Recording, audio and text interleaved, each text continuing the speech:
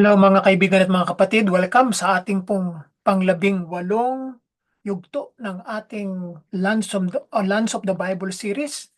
At kayo po ay aking wini-welcome muli sa ating panibagong paksa na tatalakayin o lugar sa mga ebanghelyo. At tayo po ay iniimbitahan na manatili sa loob ng kalating oras at kayo po ay aking muling wini-welcome sa oras pong ito. Tayo po ay manalangin sa ating pasimula at pagpalain kayo ng ating Panginoong Kristo. Salamat Panginoong Hesus sa oras na ito at kami muli mong pinagtagpo at tinipon sa aming pong palatuntunan na ito na iniaalay namin sa iyo. Patnubayan mo kami, pagpalain mo po kami sa pangalan ni Jesus, naming Panginoon tagapagligtas. Amen. Sa mga kapatid, welcome muli. Tayo ay muling tutungo sa ating panglabing-walong yugto ng ating series, Lands of the Bible. At ating titignan ang panibago nating lugar na pag-aaralan at tutungo tayo sa Corazin, no? Ngunit bago tayo tumungo diyan ay narito ang mga ilan sa mga biblical na lugar para sa ating lahat bilang mga Kristiyano. So ang ating mga tinatalakay ay tungkol sa geographical at topographical na mga paglalarawan ng Israel kung tawagin ay Palestina pagkatapos ng unang siglo. Na ito ay sa mga darating pa mga panahon ay ating tatalakayin ang ating mga paglalakbay sa bansang Greece, no? At sa bansang Turkey, at sa Egypt, sa Jordan, at sa Italy. At ito ay lolobin ng Panginoon at may babahagi natin sa lahat. So mga kapatid, no, tayo po ay yung Corazin ay tatalakayin natin pagkatapos ng Kana. So dito muna tayo sa Cana muna at titingnan natin kung anong meron dito ayon sa sinasabi ng Panginoon at kung anong ginawa niya dito sa lugar ng Cana. So ito po ay nasa north pa rin ng Israel, nasa parte ng Galilee at nasa Lower Galilee siya.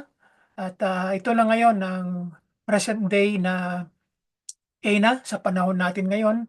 At kung ikukumpara natin sa panahon ng ating Panginoong Kristo, ang mga bahay noon ay hindi katulad ng mga bahay sa ating panahon ngayon. So halos ang mga bahay na nakikita noong mga panahong iyon ng ating Panginoong Kristo na 2,000 taon na nakakalipas ay galing sa gawa sa mud, sa putik at kung sa ano pa man mga iba pang mga minerals o ano pa man mga gamit upang mga bricks upang ito ay maitayo upang tuluyan at gamitin ng mga tao ng panahon na iyon na nabubuhay pa ang ating Panginoong Kristo. So tayo tutungo sa dako ng Kana. Ano ba ang sinasabi ng bagong tipano ng aklat ng mga ebanghelyo dito sa lugar ng Kana? So ang Kana ang tahanan ni Nathaniel, isa sa mga apostol, disipulo ng ating Panginoong Kristo.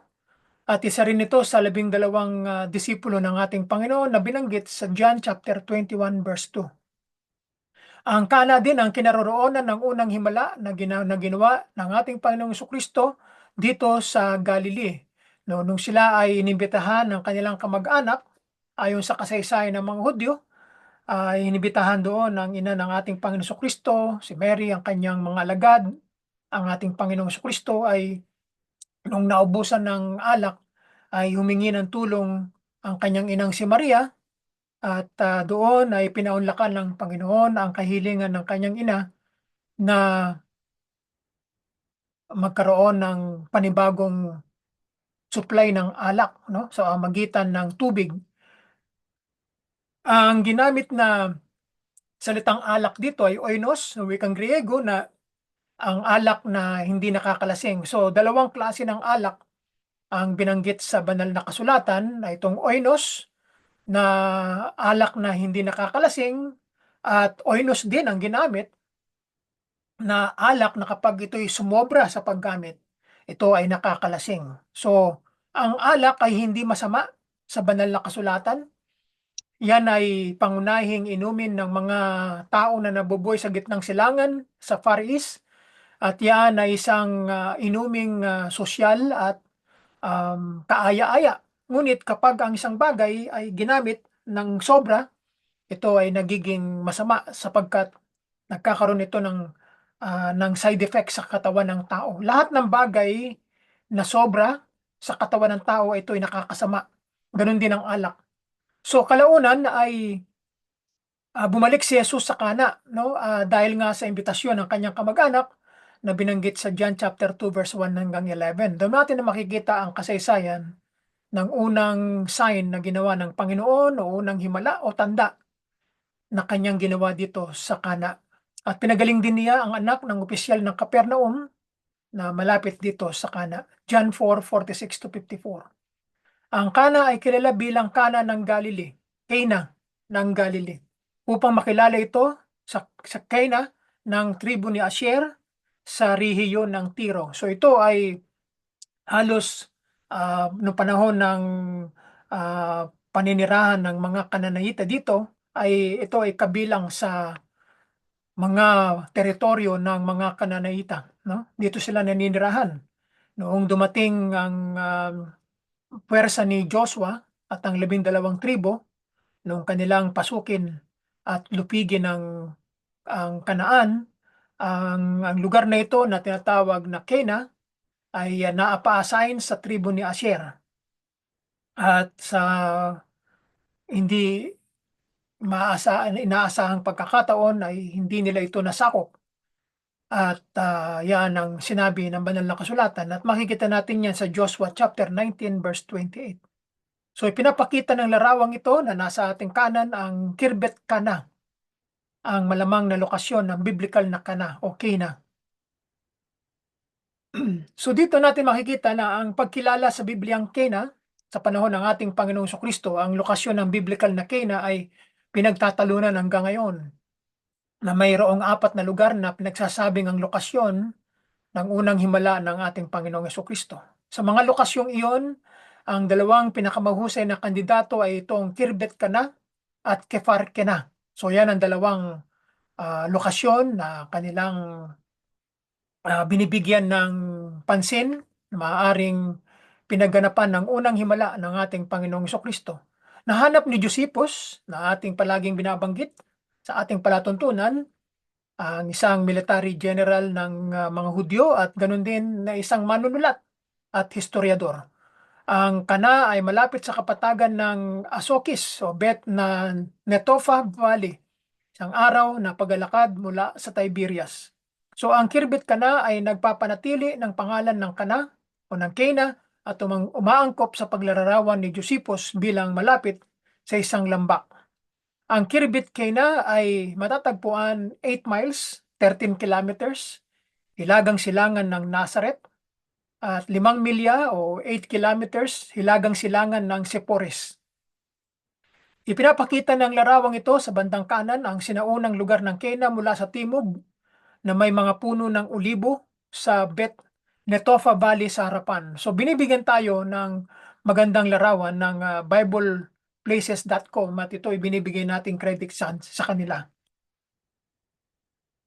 So ang lokasyon ng Cana, nabanggit natin na ang Kirbet Cana ay matatagpuan sa Wadi Yudefat sa hilagang gilid ng Bet Netofa Valley.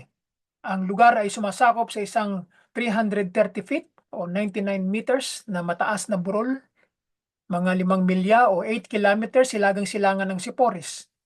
So iniulat ng mga explorers noong 19th century ang mga labi ng isang malaking nayon sa Jebel Kana. Ang pinakamalaking gusali sa lugar ay matatagpuan sa hilagang kanlurang bahagi ng nayon. Ang larawang ito sa bandang kanan ay nagpapakita ng Kirbet Kana, Cana mula sa kanluran. So na yan ang mga ilan sa mga nakita at na-identify ng mga explorer noong mga panahong 19th century. So ang mga paghukay na nangyayari dito sa Cana hanggang ngayon ay maraming mga kuweba at timbakang tubig ang matatagpuan sa sinaunang lugar ng Cana. Isang kuweba sa timog na dalisdis ang binibisita ng mga Kristiyanong peregrino na naniniwalang ito ang lugar ng unang himala ng ating Panginoong Kristo. Ang graffiti, ito yung mga larawan, mga sulat sa mga pader, mga bahagi ng mga sisidlang bato at isang altar na pinalamulitian ng mga krus at ay natuklasan sa loob ng kuweba. Ibig sabihin niyan ay merong mga taong nanirahan sa loob ng kuweba, kaya merong natagpuang mga panunulat na ganito. Sa tuktok ng burol ay isang malaking istruktura na may sukat na 230 by 200 feet or 69 by 60 meters ang maaaring nagsisilbing defensive wall noong 6th century AD. So merong isang pampublikong gusali ng Roma sa kanlurang bahagi ay maaaring ang pinakaunang kilalang sinagoga ng Galilee. Ang isang gusali sa South Slope ay may bago at itinayo gamit ang mga bato na kinuha mula sa Roman Byzantine village. So yan ang ilan sa mga natala na detalye dito sa lugar ng Cana. Ito ang larawan na nasa bandang kanan. Ito ang lugar na napuntahan namin noong 2018. At dito sa loob na ito ay makikita ang ilan sa mga bato na nakalagay sa fiberglass. Mamaya ipapakita ko sa inyo ang loob nitong lugar na ito. Ito ay lugar ng unang himala ng ating Panginoong Jesucristo, ang pagbabago ng tubig sa alak sa piging ng kasal. At isang himala sa paglaon ng pagkapagaling, no? Binanggit sa John chapter 2 verse 1 to 11 at chapter 4 verse 46 to 54. So maraming mga tao ang nagpupunta rito sa Cana upang i-renew ang kanilang vow, ang kanilang marriage. At may mga tao naman na nagpo-propose sila ng marriage sa kanilang mga minamahal. At dito rin ay ina-arrange nila ang wedding. Sapagkat ito ay binasagang wedding church, itong nakikita nating church building na ito, ay maraming mga ginanap na mga kasalan dito, ng mga peregrino at mga visitors ay dito nila dinadaos ang kanilang mga kasalan, no? Usually mga group wedding, para isahan na lang, no? So ngayon tignan ng mga simbahang Romano Katoliko at Griegong Ortodokso, gayon din ang kopola na iniaalay sa mensahero si Bartolomeo or tinatawag na Nathaniel din sa 1 chapter 21 verse 2. So yan ang ilan sa mga makikita natin dito sa Cana kung kayo ay pupunta dito sa pagdating ng panahon, kung loloobin ng Diyos sa inyong buhay ay ito ang makikita ninyo. Dito kayo dadalhin ng mga mga tour guide ninyo sapagkat ito ang isa sa mga kinikilala nila na lugar na pinagdausan ng unang himala ng ating Panginoong Kristo dito sa Cana. So mga kapatid, no, ipapakita ko sa inyo mga larawan na kinuna natin dito sa Cana noong March 21, 2018. So magpapalit tayo ng pahina at titignan natin ang mga larawan na ito. At nung kami nagpunta rito na yung March 21, 2018, at ito yung aming pinaka day 4. So ito yung kuha natin sa loob ng wedding church dito sa Cana. At itong malaking bato na ito ay nagsisilbing parang pisaan ng grapes kung tawagin ito, no? At ito ay pinreserve nila sa basement ng wedding church dito sa Cana. So makikita ninyo, nilagyan nila ito ng fiberglass at hindi mahawakan ng actual na bato at nilagyan na lang nila ito upang ma-preserve yung bato at hindi masulatan, hindi malagyan ng kung ano pa mga bagay na mag-iiwan ng marka dito sa bato. So ito ay ayon sa tour guide namin na ay sinasabi na ito ay bato noong panahon ng unang century. So yan ang mayroong mga tao na naghahagis ng pera, ng sulat, ng panalangin, at inilalagay nila diyan. Ang pinagtataka ko lang bakit nakapasok kasi naka-sealed yan eh. Siguro noong hindi pa 'to nilalagyan ng sealed ay nagtatapon sila ng mga pera diyan at parang pinaka-wishing list nila or so ganyan ang ginagawa ng mga taong bumibisita, no? Nagbibigay sila ng mga prayer requests. At ito yung video na ginawa ko rito nung umakyat na yung grupo ko sa taas. Ako'y naiwan at gumawa ko ng quick video dito, 33 seconds lang. You know? So hindi gaanong malakas yung audio. You know?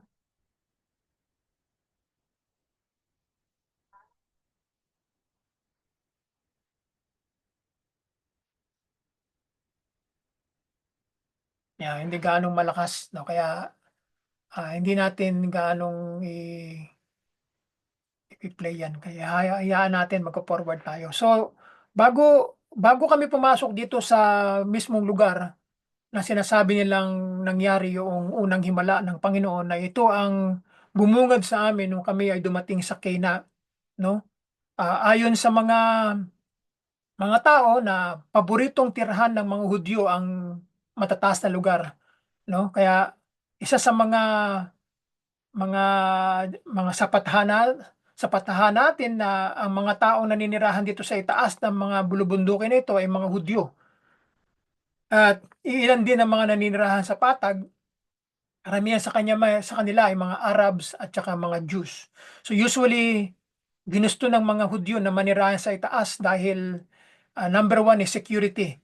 So, bago dumating ang trouble o ang gulo, ay makikita na nila kung ano nangyayari sa paligid. So, advantage din ang nakatira sa itaas sapagkat nakikita mo ang nangyayari sa ibaba.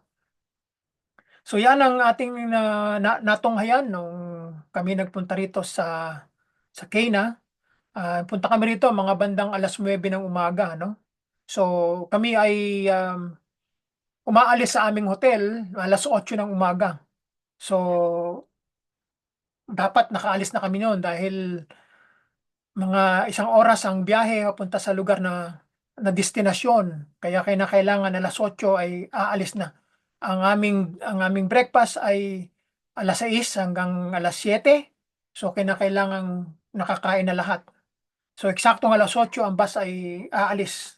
Then babalik na uli sa hotel ng 6:00 ng gabi o ng hapon. So yan ngayon ang present day Cana dito sa Lower Galilee, at makikita natin ang kasalukuyang panahon na wala ring pinag-iba sa mga panahon natin ngayon. May mga kawad ng kuryente, no? May mga ilaw sa streets, no? At modernong mga building, you know? May mga struktura sa itaas ng bundok, no? Mga apartment building sa itaas.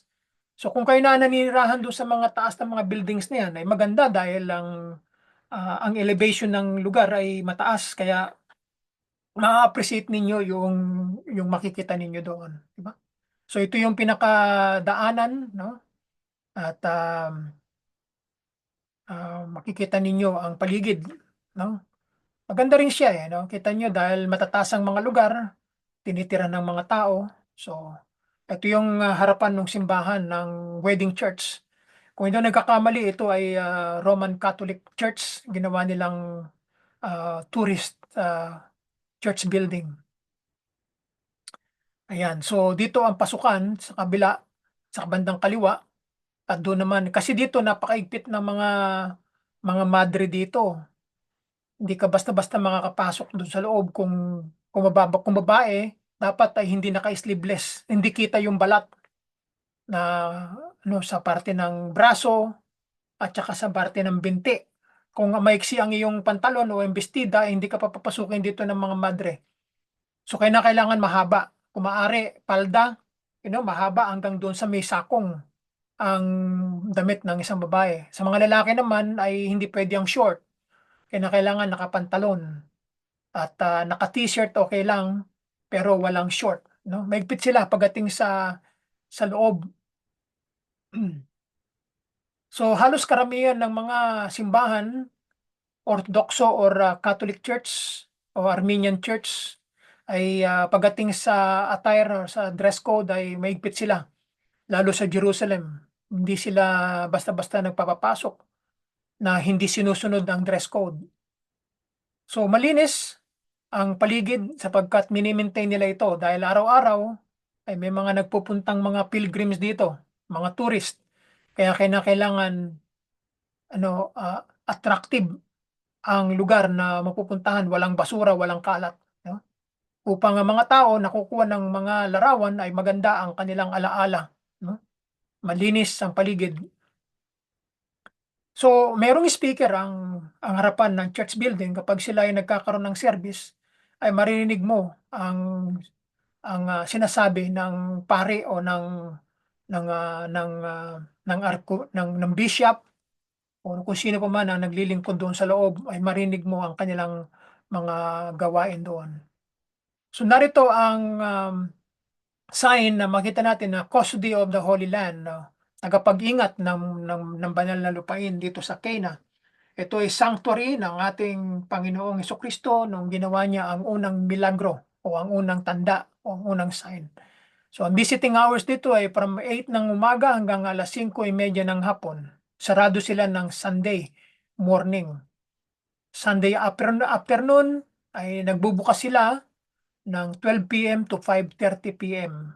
Kasi yung Sunday nila, yan ang katumbas ng ating Lunes, no? Ang linggo natin ay katumbas ng kanilang Sabado.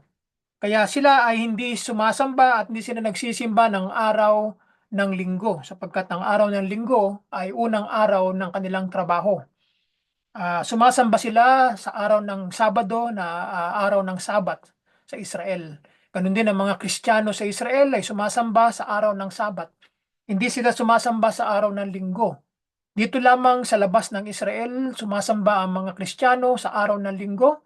Dito sa Western countries, sa Asia, sa Europe, ay linggo ang kanilang pagsamba sa Panginoon. Ngunit sa Israel ay hindi. No? Sabado ang kanilang pagsamba, araw ng Sabat. So ang kanilang araw ng pagtatrabaho doon ay nagsisimula ng linggo hanggang kalahating araw ng Webes. So, yan ang working days ng bansang Israel. So, pagbandang alas 12 na ng Webes, ay tapos na ang trabaho. Papadarating na ang weekend na, no? Pagka dumating ang Friday at saka Saturday, yon ang kanilang weekend. Yun ang katumbas ng ating Sabado at Linggo. No? So, yan ang makikita natin dito at ito ay merong nakasulat na sa ibang wika, no? At sa wikang Latin itong nasa ilalim at meron din namang ibang wika dito sa bandang itaas. Hindi ako sigurado kung anong klaseng wika ito, no? Dito naman ay makikita natin ang palibot ng simbahang ito at ilan sa mga makikita natin dito ay mga karamihan ay dinevelop bilang mga monastery, simbahan, kumbento, no? Naging religious site ang mga lugar na ito, no? At hindi ito tinitirahan ng mga tao dahil ito ay inilaan ng bansang Israel para sa turismo upang ang mga tao na pupunta dito ay makikita nila ang ilan sa mga binanggit sa banal na kasulatan upang ito ay aangkop sa kanilang pananaw at mga tao naman ay binigyan ng mga lugar upang kanilang tirhan, hindi doon sa lugar mismo na pagkukunan nila ng revenue, no? At yan ang kadalasang ginagawa dito sa Israel at binigyan ng karapatan ng mga simbahang um, Katoliko, mga Ortodokso, Armenian, at iba't ibang mga religious group. Yung kanilang mga madre, kanilang mga church staff ang siyang nagme-maintain ng mga lugar na ito. No? So doon sa loob ay makikita ninyo ay banal sa kanila, no? Binigyan nila ng importansya. Kaya may mga respeto yan, may mga paggalang at hindi pwedeng maingay sa loob, tahimik at talagang mataas ang kanilang panggalang pagdating sa reliyon, sa pananampalataya, no? So sana ang ating buhay ganun din na bigyan natin ng mataas na respeto pag tayo ay sumasamba sa Diyos. Kung maaari ay wag nating gawin ang mga bagay na hindi magaganda, no? At tayo ay nakatuon sa araw ng pagsamba sa Panginoon, ang ating isip, ating katawan, ang ating kaluluwa ay nandoon sa pagsamba sa Panginoong Hesukristo, di ba? So ito yung loob ng church, ng wedding church at na paniniwala ng mga tao na itong lugar na ito ang siyang pinangyarihan ng unang himala na ginawa ng Panginoon dito sa Cana. So ito yung basement papunta na sa ilalim at ito yung rebulto ni Mary, no? Kaya Catholic ito, Catholic Church. At, 'yan papunta na kami ng basement at dito pang tignan yung gilingang bato na nakita natin kanina, 'no? So ito yung mga bato na natagpuan dito sa ilalim at hindi na ito inakyat sa itaas. Hinayaan na ito dito sa ilalim. Pagkat nakikita naman natin na mabibigat 'yan na hindi kayang buhatin ng isang tao o ng ilang mga tao. Kailangan gumamit 'yan ng mga malalakas na mga malalaking mga machine, 'no, mga traktor upang 'yan ay transport sa ibang lugar. So ang ginawa nila rito ay hinayaan lang nila na manatili 'yan upang maging ala-ala na lamang, katibayan na ang mga pangyayaring naganap dito ay ang mga bato ang nagsisilbing katibayan na totoo ang kasaysayan na binanggit sa ebanghelyo sa banal na kasulatan, 'di ba? Maliban sa mga idinagdag, you know, katulad nung rebulto, kaya dinagdag na lang 'yan, eh. So, ito yung labas na makikita natin dito sa isa sa mga pinuntahan namin sa Cana ay,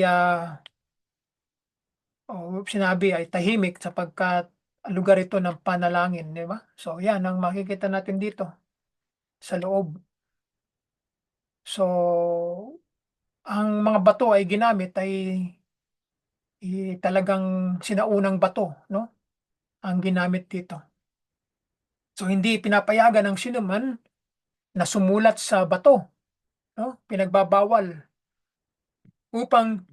para ma-preserve yoong dalisay na pagkagawa ng mga batong ito. At, hindi katulad sa ibang mga bansa dito sa western countries, sa Asia, sa Europe, ay makikita mo talagang maraming mga graffiti, 'no? Nung ako'y nagpunta dito sa Tel Aviv, sa Jaffa, ay, yoong pinakatabi ng dagat ay punong-puno ng graffiti, 'no? Vandalism kung tawagin ay talaga namang hindi ka matutuwa dahil public, 'no? So, kahit na kung minsan may mga sign na 'wag susulatan ay hindi pa rin sumusunod ang mga tao. So, nakikita natin dito sa sign na ito, imbes na 'wag sumulat sa mga bato ay dito sila sumusulat mismo sa signs, Hindi natin alam kung ano ang mga isinulat nilang 'yan, 'di ba? The more na ang mga tao, the more na sinasabi mo na huwag gagawin, ay siya namang ginagawa, 'no? Ganyan ang kadalasan na ginagawa ng mga tao sa panahon natin, maging nung unang panahon. Kaya nga ang batas o ang kautusan ay isinulat dahil sa mga taong sumasalangsang sa kautusan. Kaya ang problema kasi, sabi ng mga tao, sana daw hindi na nilikha ang kautusan kasi talagang ang tao sisirain 'yan, hindi susundin. Kaya ang mga pilosopong mga tao ay hindi na raw kailangan ng kautusan kasi hindi rin naman kasi susundin. Ngayon, ang Diyos, bakit siya nagbigay ng kautusan? Dahil walang maidadahilan ng tao na kapag hindi sinabi ng Diyos sa kanila na sila'y nagkasala, nagsalangsang sila sa kautusan ng Diyos, mapapahamak sila, 'no? Ayaw ng tao na may tutuwid kung minsan, 'no? Kaya ang ginawa ng Diyos ay pumili ng mga propeta upang isulat ang kanyang mga salita. Ngayon, kung ang sino man tao ay hindi susunod dito at hindi mananampalataya, mapapahamak sila, 'no? Kaya dito, kapag sinabing 'wag sulatan ang dingding o ang mga bato, o minsan yung mga tao matitigas ang ulo, susulatan pa rin, 'di ba? Kaya ganyan ang buhay ng tao, kinakailangang sumunod tayo sa mga taong nagpapatupad ng kabutihan at ng kaayusan. So dito natin makikita itong aming Jewish guide ay nagpapaliwanag tungkol sa kanyang natutunan o kanyang karanasan dito sa lugar ng Cana, 'no? So sinasabi niya sa amin kung ano ang mga nangyari nung panahon na iyon, 'no, ayon sa kanyang karanasan, paniniwala, at kami naman ay nakikinig sa kanya, 'no? Kung pupulutin mo ang mabuti, 'no, nasa sa iyo kung ano ang iyong magiging reaksyon sa kanyang sinasabi, 'no? So 'yan, ano, hindi naman kami nagtagal dito, 'no, sandali lang. Siguro matagal na ang 15 minutes, 'no? Kasi ito lang naman ang isa sa mga nakita namin, wala ng iba, 'no? Itong batong gilingan, 'no, 'yan lang, wala ng iba. Kaya pagkatapos niyan, kami ay umakyat na at lumabas na, 'no? 'Yan lang ang makikita mo sa basement ng wedding church, wala ng iba, ano, ito lang. So, nung wala na yung grupo namin, nasa itaas na, nagpaiwan ako at kumuha ako ng huling ala-ala dito, 'no? At ito yung pinakapintuan, pasukan, patungo sa loob ng wedding church ng Cana, 'no? 'Yan, ito yung mag-asawang Americans na kasama namin. Kahit na sila'y may edad na, ay malalakas pa rin ang mga tuhod nila sa paglalakad, 'no? Walang problema. Healthy, a couple sila. So 'yan ang labas, mayroong sign na krus bilang Catholic Church, 'no? So medyo maano, makitid ang pasukan ng lugar, 'no, at, pero ang daan ay gawa sa hindi patag na bato, kung hindi ay mga maliliit na mga bricks na pinagsama-sama, 'no. So 'yan ang makikita natin 'pag kayo ay nagpunta dito sa Cana ng Galilee, 'no. So ayan ang mga bato na ginamit. 'Pag ito ay nabasa ng ulan, may madulas ito, 'no, kasi ibang klaseng bato ito kaya, hindi ka basta-basta maglalakad ng mabilis dito kasi baka madulas ka, 'no. So, ibang klaseng bato ang ginamit, 'no. So 'yan, ano, walang tao nung kinunan ko siya dahil ako na ang pinakahuli sa grupo, nauna na sila, eh. So, gusto kong kunan ang lugar kapag walang tao kasi maganda, maa-appreciates mo ang paligid. So, ang Israel ay wala ding pagkakaiba sa mga bansa sa buong mundo kasi ang mga tao din naninigarilyo din dito. Kita niyo yung mga upos na mga sigarilyo, ayan, oh, 1, 2, 3, parang walang pinag-iba, eh. Gano'n din sila, naninigarilyo din, umiinom, 'no? Gumagawa din ng mga bagay na ginagawa ng mga tao sa buong mundo, walang pagkakaiba, at, gano'n ang buhay ng tao, eh. Kung ano ang kalakaran sa daigdig, gano'n ang gagawin ng tao, 'no? So, ito yung isa sa mga store, Cana Wedding Wine.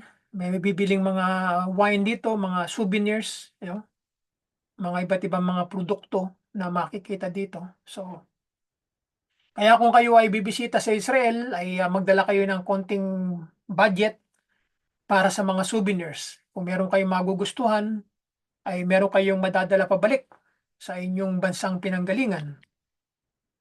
So, ito yung guest house ng Cana.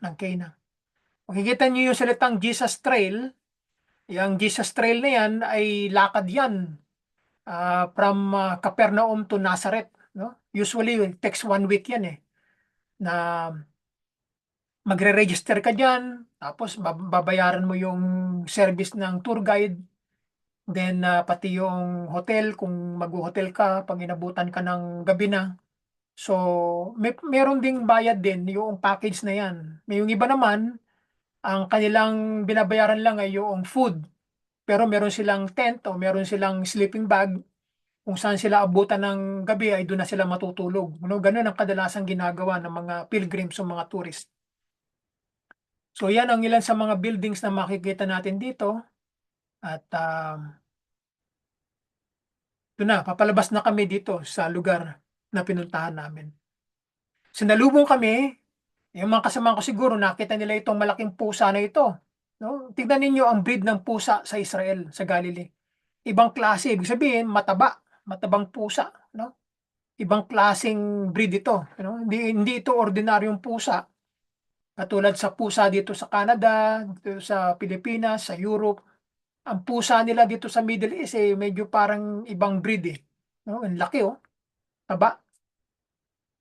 So, hindi naman siya wild nung nakita ko siya, nag-meow lang sa akin, 'no? Tapos andun lang siya sa taas nakatingin sa amin, So, ito na yung pinakahuling mga larawan na kinunan ko bago kami umalis. huling pagsulyap sa lugar na ito, no? At dito naman sa bandang labas, kapag ka nando kayo sa ano, ay makikita dito sa malayo, makikita mo ang Kana. Iyan ang Kana sa background, ano? Yan ang present day na Cana. Ito naman yung isa sa mga nakikita natin doon sa wedding church, no?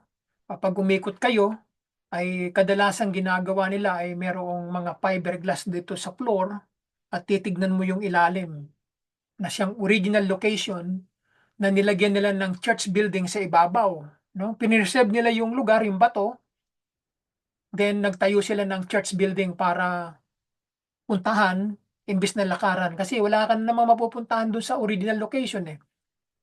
So makikita mo na lang yung remnants na lang o yung katibayan na mga lumang panahon o So yan, ganyan ang ginagawa nila eh. Ganun din sa Capernaum, yung bahay ni Pedro ay tinayuan ng Church ng Catholic din. So yung floor niyan ay ginawang fiberglass. So ganyan ang ginagawa para makita mo yung ilalim. So yan mga kapatid, at least ito na yung pinakadulo, no? At hindi naman gaanong mahaba ang kana at so dito tayo nagtatapos, no? So mga kapatid, no, salamat sa lahat at hindi naman ito gaanong mahaba at pagpalain tayo ng Panginoon at muli ay natapos natin muli ang ating 18 yugto ng ating Lands of the Bible at nawa ang kapayapaan at pag-ibig, kaligayahan na nanggagaling sa Panginoon ay sumaating lahat at pagpalain kayo saan man kayo naroroon. May magpapaalam na, sumayin niyo ang pag-ibig niya ngayon at magpakailanman siya nawa and have a great day everyone. Bye for now.